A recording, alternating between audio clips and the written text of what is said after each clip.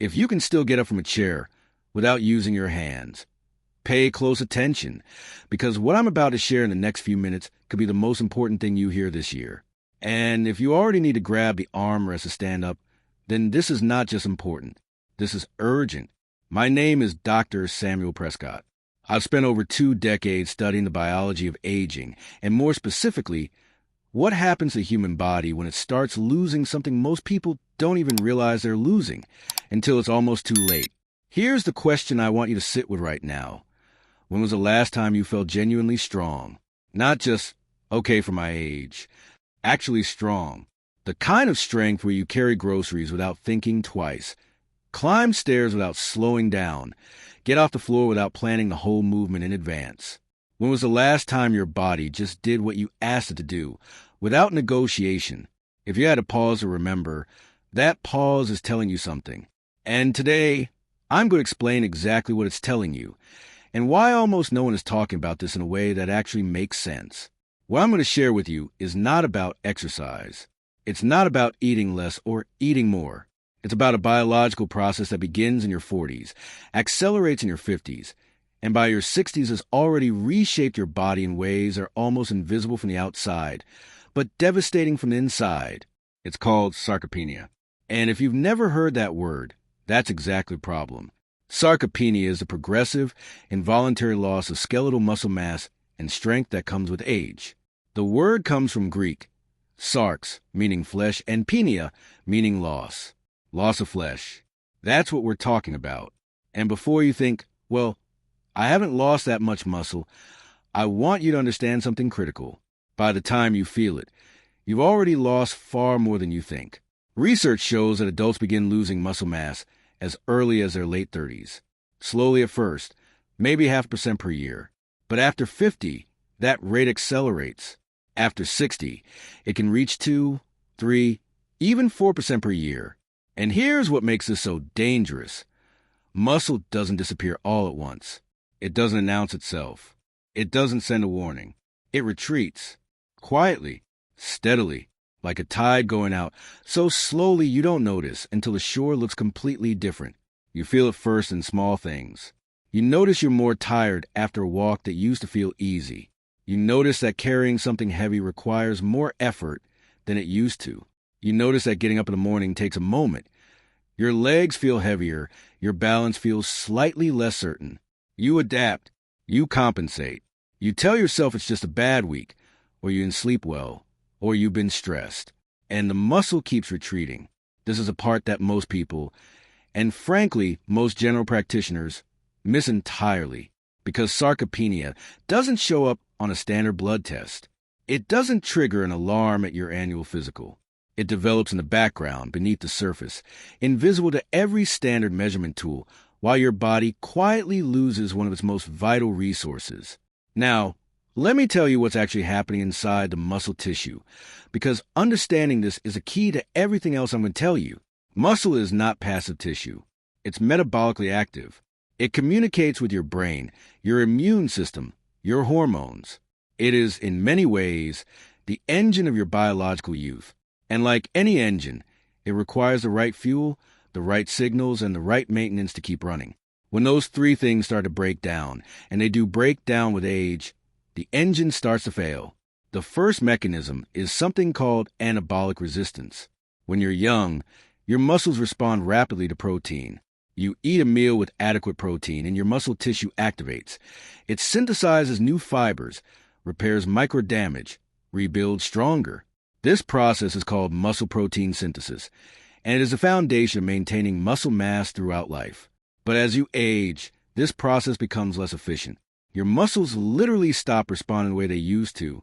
The same amount of protein that would have triggered robust synthesis at 30 produces a much weaker signal at 55. Your body hears a message, but turns down the volume. That's anabolic resistance.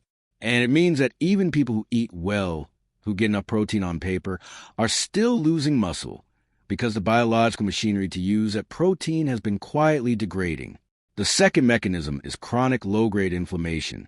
This is one of the most important and least discussed drivers of muscle loss in aging adults. Unlike acute inflammation, the kind you feel after an injury, The swelling, the heat, the pain, low-grade inflammation is silent. It operates below the threshold of perception. You don't feel it happening. But inside your tissues, a constant low-level inflammatory state is degrading your muscle fibers, interfering with repair processes, and accelerating the breakdown of muscle protein faster than your body can replace it. Researchers call this phenomenon inflammaging, the slow inflammatory process that underlies almost every aspect of biological aging, including sarcopenia. And the worst part? Most people living with it have no idea. The third mechanism is the collapse of the muscle signaling network. Your muscles don't just sit there waiting to be used. They are constantly sending and receiving chemical signals, hormones, growth factors, neurotransmitters. When these signals are strong and clear, the muscle maintains itself, repairs itself, adapts and grows in response to demand. But with age, this signaling network starts to deteriorate. The signals get weaker. The muscle tissue becomes less responsive. And without that constant biochemical conversation between your body and your muscles, maintenance slows, repair fails, and mass declines. 3 mechanisms: anabolic resistance, low-grade inflammation, collapse signaling. All 3 operating simultaneously, all 3 invisible, and all 3 accelerating with every passing year. This is not just aging. This is a biological system breaking down in a very specific, very measurable way.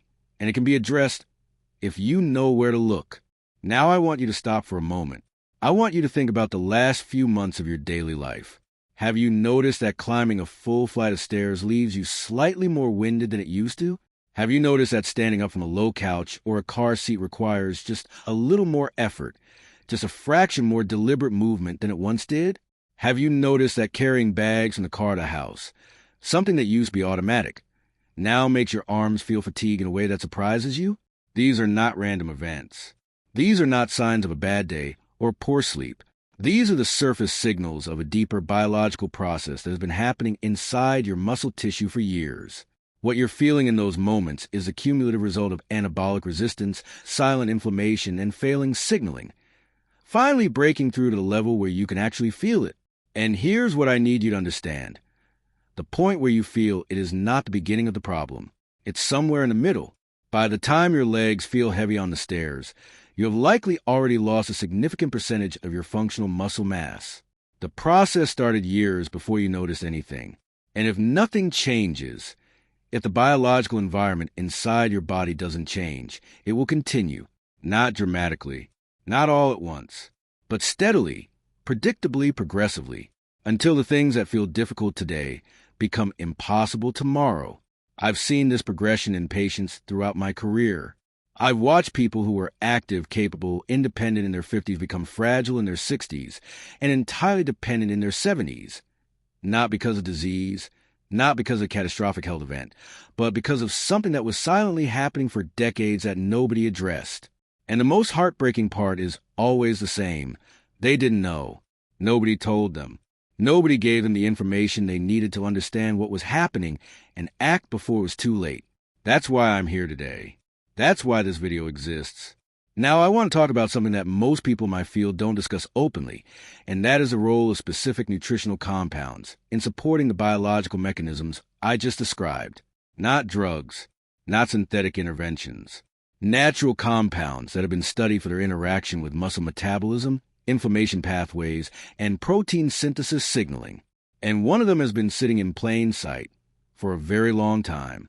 Moorina oleifera, a plant that grows in tropical regions, commonly processed into a fine green powder, available in grocery stores and health food shops across the country, often overlooked, almost always misunderstood. Most people who have heard of Moorina think of it vaguely as a superfood, something for smoothies, something vaguely healthy, without any real understanding of what's actually happening at the biochemical level when this compound enters the body. So let me be precise. Moorina powder contains all 8 essential amino acids, the amino acids your body cannot produce on its own and must obtain from food. Among these is leucine, which is not just any amino acid. Leucine is the primary molecular trigger for muscle protein synthesis. It activates a specific cellular pathway called mTORC1, the mechanistic target of rapamycin complex 1, which is essentially the on switch for muscle building and repair. Without adequate leucine, the synthesis process simply doesn't initiate properly, and Morina delivers it in a bioavailable form, alongside a complete spectrum of the other essential amino acids your muscle tissue requires. Beyond the amino acid profile, Morina contains a class of compounds called isothiocyanates, specifically moringin, which have been studied for their interaction with inflammatory pathways.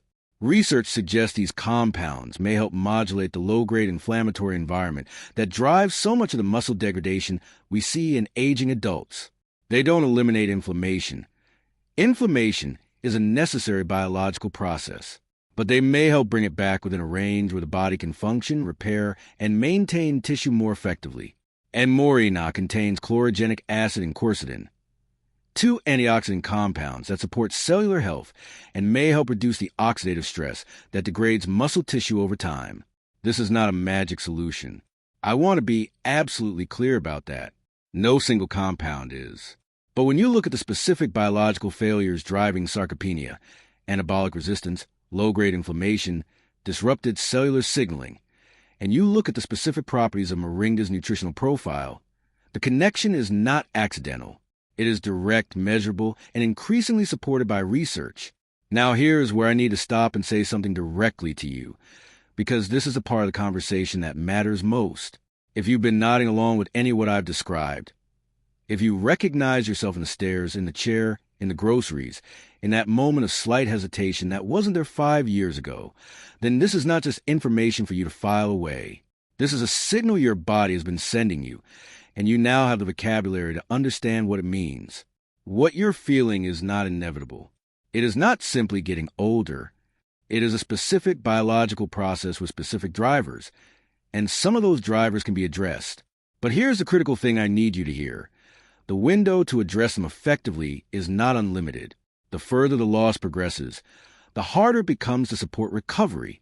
The body still responds, but it responds less. The biological machinery still works, but it works with diminishing efficiency. Every month that passes without addressing the underlying environment is a month the process continues unchecked. There's a method that has been helping thousands of people support their muscle health, not by replacing the body's natural processes, but by giving the body what it needs to perform those processes more effectively. It starts with what I've described today, with compounds like Morina and its complete amino acid profile. But it goes further, because Morina, powerful as it is just one piece. The most effective approaches combine multiple targeted compounds, each addressing a different part of the biological failure we've been talking about. Leucine and the essential amino acids to support protein synthesis. Anti-inflammatory compounds to reduce the low-grade inflammation degrading muscle tissue. Antioxidants to protect cellular integrity. And additional bioactive ingredients that work synergistically to support the signaling network your muscles depend on. That combination, those more potent ingredients, gathered together in one single place, is what has been making a measurable difference for people who are exactly where you might be right now.